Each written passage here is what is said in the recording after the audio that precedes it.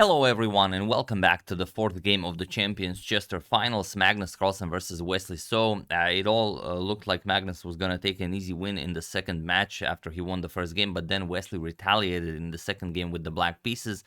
Game 3 was a fairly calm draw, and now this is game 4. Magnus has white, Wesley is black. Not going to say anything more, but you guys will love this game. Let's check it out, and a fair warning, it is a very short one.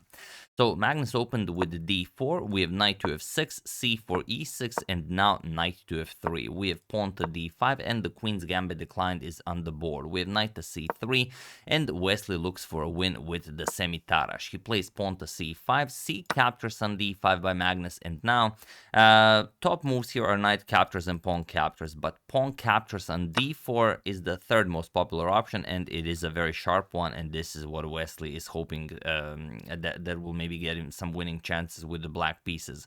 So Magnus plays queen captures, we have e captures on d5, and now e4, going for the early queen trade.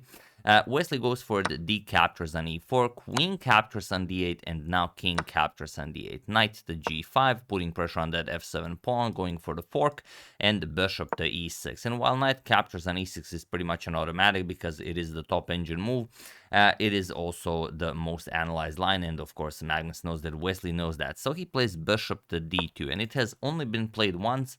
In 2019, Rajabov played it against Joran Pamporest, and their game ended in a draw. But here we have, and that game continued with bishop to b4 by Jordan. But here Wesley plays knight b to d7, and it is now already, as of move 10, that we have a completely new game.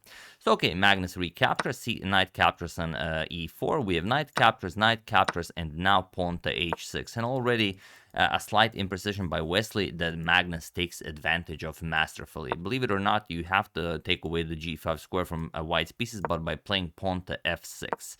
Now by playing pawn to h6, Magnus plays bishop to c3. And you can see how pawn to f6 would also take away the g5 square, for example, from the knight.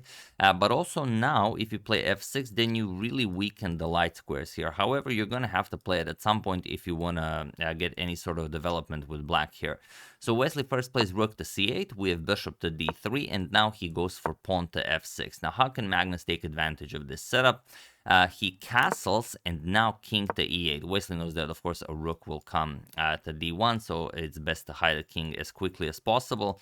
Magnus goes bishop to e2 to have some bishop to h5 action, perhaps. So how do you counter this? Well, you could play king to f7 to have g6 ready, or you could play h5 right away, but that kind of further weakens your king side. So Wesley goes king to f7, and now pawn to f4, taking away the e5 square from the knight, and also having f5 ready. So bishop to c5, developing with check, king to h1, sorry, not king to h1, Magnus captured the bishop, knight captures on c5, as bishop to c5 was an imprecision by Wesley, but Magnus does not take advantage of it. Rook captures on c5, and now Magnus just played rook a to d1. The key move here is bishop to d4, and not just because you're attacking the pawn. Even if, let's say, rook to a5 is played, rook a to c1, and now rook coming to c7 cannot be prevented. It's just, well, maybe even close to a winning advantage for white due to the exposed black king. However, after rook captures on c5, rook a to d1 was played, and now knight to b6. Now bishop to d4 will not be as potent, but it's still the strongest move, so Magnus plays it. Rook to a5, now putting some pressure on that a2 pawn, and now pawn to b4. This is a beautiful move, and I know that I always emphasize on how strong b4 is, but here it's just almost crushing, because if you capture the rook, if rook captures the pawn here, look at what happens. Bishop to h5 check. And now, how do you defend? You don't really gain anything by moving the king, and if you play g6, then comes f5. And now bishop captures, rook captures. Okay, you have to win back your piece, otherwise you're just down material. And now rook captures on f6 with check, and it doesn't matter where you go to. If you go here, then just a nice check will cost you the rook. If you try king to e7, then rook to e1 with check forces the king to the d file. King d7, rook f7 check, again picks up the rook on h8. So Wesley cannot take the pawn. He brings the rook back, rook to d5, and now bishop to f3, going after the rook. And now Wesley's last last chance is to move the rook back, rook to d7 or rook to d8, but he persists. He plays rook to b5, and his position is now dead lost. Feel free to pause the video and win the Champions Chester Finals for Magnus while I give you a couple of seconds.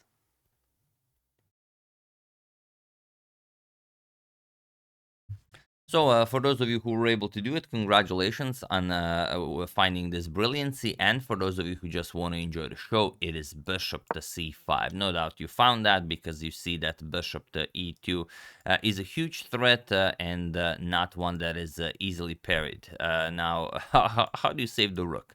It's not easy. For example, even if you play bishop to c4, which takes away the diagonal from the white bishop, still doesn't matter. Just rook f to e1, and what do you play here? Rook to e7 is the threat. There's just no good way to counter this. If you go rook to e8, then a nice bishop to h5 check again wins the game.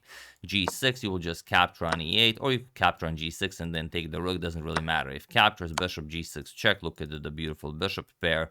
The rook controlling the d file. So the only thing you can do here is block with the bishop f7, but now rook e1 check, and the king cannot keep defending the bishop. King will have to move, you will take the bishop, and you're just up a full piece, of course, completely winning. So Wesley figured, okay, I can't really do that. I will have to give up the exchange here. He played knight to a4, and now comes bishop to e2, going after the rook, as now the knight no longer defends the c4 square. Rook captures on c5, b captures on c5, and now knight to c3, sort of trying to win back at least something, but bishop to h5 with check. He does go for g6, but now rook to d3. That's how he gets out of this mess. Bishop to c4 skewering the rooks here, but it doesn't matter. Rook to d7 with check, king to e6, and now rook to d6 with check. King to f7, and here rook to c1, attacking the rook and the bishop here.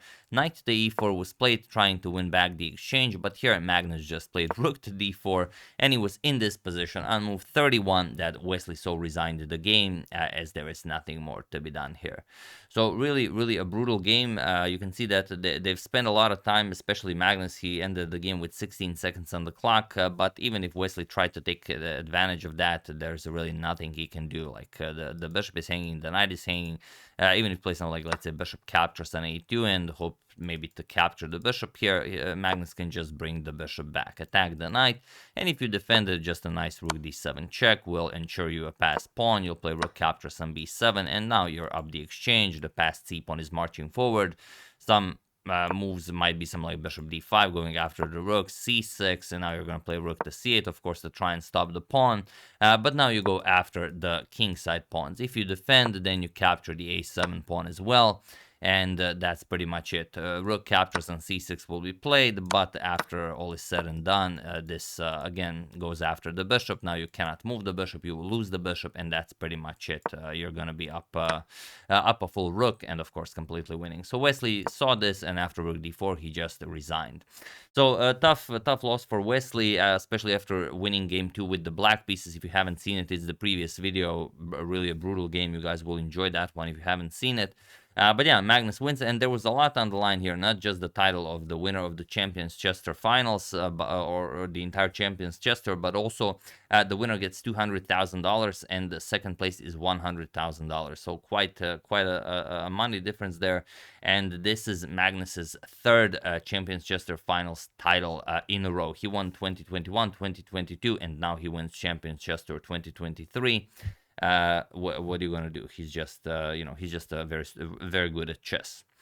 So yeah, that concludes our short coverage of the Champions Chester Finals. Hope you guys enjoyed it. We're probably gonna look into the Chennai Masters, some other tournaments that are happening all around the world. Do use hashtag suggestion if you have a nice game that you would like me to cover. But we will focus on who will qualify for the candidates tournament. Will it be Linier Dominguez? Will Gukesh and Arjun have something to say about that? Will Parha Maksulu maybe have something to say about that? It's still very early, and anything can happen. And after that, of course, we go into the big event of the year, the World Rapid and Blitz Championship. So that's pretty much what we have in store for the end of the year, and especially whatever you guys suggest. If it's a good game, I will cover it. Use that hashtag suggestion as much as possible. So yeah, that's the game. Hope you guys enjoyed it. And like I said, the short coverage of the Champions Chester finals. I would like to thank Sam's Giant Tortoise Farm, The Night Before Christmas, Good Luck on Law School Finals, Cam V, Benjamin Heuberger, and Elf on a Shelf for a contribution to my channel. Thank you a lot. I really appreciate it. As usual, you can check 2 of my previous videos here and do check them out. They're very nice, especially the last game Wesley won. I will see you soon and have an excellent rest of your day.